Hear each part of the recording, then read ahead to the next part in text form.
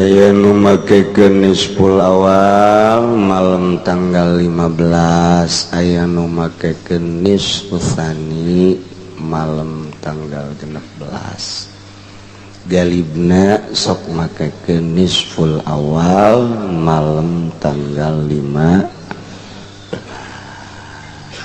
Jadi kepeting nisfuna. Aya naon gitu malam nisfu henteu ayana naon pedah atani Jibril cek Kangjeng Nabi kuring kadatangan malaikat Jibril. Cek malaikat Jibril, ya Muhammadu gum fasolli, hei Muhammad udang salat. Cek Kangjeng Nabi, wa mah hadhihi lailah, emang malam naon ieu titah udang titah salat. Cek malaikat Jibril, hadhihi lailatun tuftahu fiha abwabus samai wa abwabur rahmah. Malam ieu adalah malam dibukakeun lawang langit jeung lawang-lawang rahmat. Madhi ay gitu malam naon hiya lailatun nisfi min Sya'ban. Ia adalah malaman pertengahan bulan Sya'ban. Langsung Kangjeng Nabi hudang wudu salat pas sujud kadengi ku Siti Aisyah. Dina sujudna sajada wajhiya lillazi khalaqahu wa sawwarahu wa syaqqa sam'ahu bihaulika wa quwwatika tabarakallahu ahsanul khaliqin. Tuluy macana panjang Allahumma inni terus dibaca ku Kangjeng Nabi datang kala uhsi sanaan alaika kama asnaita ala nafsi. Beres sholat Siti Aisyah naros tuan malam ieu tilok biasa-biasana sujudna lila amat. Aya naon emang? Oh Aisyah, malam ieu teh malam nisfu Sya'ban. Man ahya lailatal id wa lailatan nisfi min Sya'ban lam yamut qalbuhu yauma matal qulub. Sahaja lemah anu ngahirup-hirup maleman dua lebaran Idul Fitri jeung Idul Adha oge maleman nisfu Sya'ban maka moal paeh hate ketika hate-hate manusia pararae dihirupkeun hate urang ku Gusti Allah. Jelema nu ngahirup-hirup malam lebaran ngahirup-hirup malam nisfu Sya'ban ta ieu hatena dihirupkeun ku Gusti Allah teu dipaehkeun. Panari hate nu paeh mah sanajan deukeut ka masjid teu kadeuleu paeh ka mah hate modar tah lain paeh deui modar deket ke majlis talim ai hate paeh mah atuh kos kakadal bae ka majlis teh sia-sia aing paeh ka hate. Nah iyalah urang ramekeun maleman lebaran, ramekeun maleman nisfu Sya'ban ku urang ramekeunana teu kudu rame-rame di mana-mana, cara ngarame-rame diri ka Allah berbagai-bagai cara. Neku salat 100 rakaat mangga ngan kudu boga ijazah heula. Urang nu can diijazahan ulah sailu-iluna bid'ah. Besi di lembur aya nu ngayakeun salat nisfu Sya'ban ulah milu. Nisfu Sya'ban teh sagali deui lantaran kuari mah loba pendatang bisi aya nu ngahayu-hayu ngajakan salat nisfu Syaban sakali deui ulah hukumna bid'ah.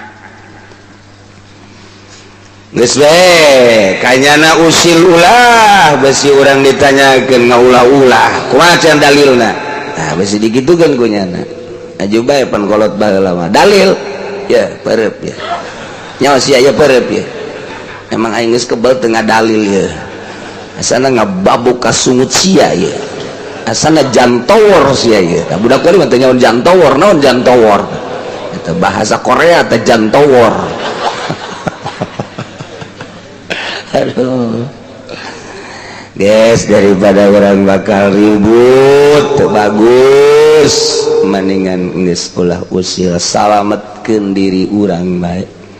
Sebab di akhir zaman kieu mah loba jasa paham. Loba jasa paham nama lah atuh geus teu ngararaji tapi harayang jadi pendeto.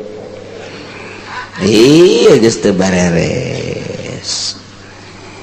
Tah kitu Kangjeng Nabi teh malam nisfu Syaban teh jeung cak Kangjeng Nabi innallaha la yaqlu a'mal ibadi.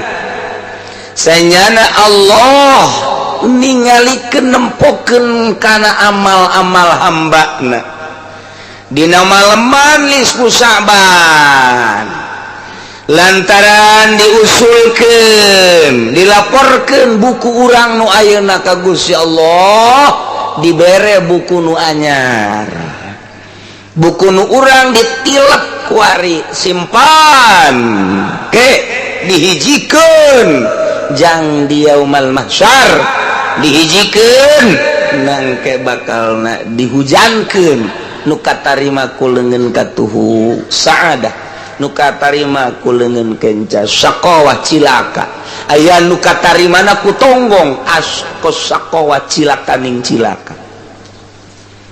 Mantak Allahumma naon kana pananti kaleungeun teh nanti kadang hati ini kita biyamini dan terus seterusnya kadila tutini kita bisimali aumi waro izohri ulah Gusti mere kitab kana leungeun kenca jeung atawa katonggong cilaka tah kuari kitab urang malam engke tah peuting magrib tah dibawa nisfu Syaban peuting dibawa teh jam 12 kalau tutup dibere buku nu anyar sehingga hade di tahun ieu aya kredit aya mabok naudzubillah min aya zina naudzubillah min dan lain-lain sebagainya berbagai permaksiatan ditutup berarti buku anyar. Alangkah bagusna lamun buku urang ketika diangsongkeun ka Gusti Allah pinuh ku kahadean ngan gabah urang ramekeun maleman nisfu Syaban sarua jeung ngaramekeun Kangjeng Nabi urang Kangjeng Nabi Muhammad sallallahu alaihi wasallam. Kumaha macam-macam lamun urang ningali dina kitab arifin, kitab ahli ma'rifat. Urang kieu bae paling sederhana ba'da magrib maca Yasin 3 bali. Hiji Yasin ka hiji minta dipanjangkeun umur jang ibadah ka Gusti Allah Subhanahu. Maca Yasin kadua minta rezeki nu jembar jang ibadah ka Gusti Allah Subhanahu. Katilu minta dihampura dosa nu geus kaliwat baik anu indek itu bere. Aduh cenah kiai kula mah kolot baheula teu bisa maca Yasin. Kulhu bae. Sabaraha maca kulhuna 100.000.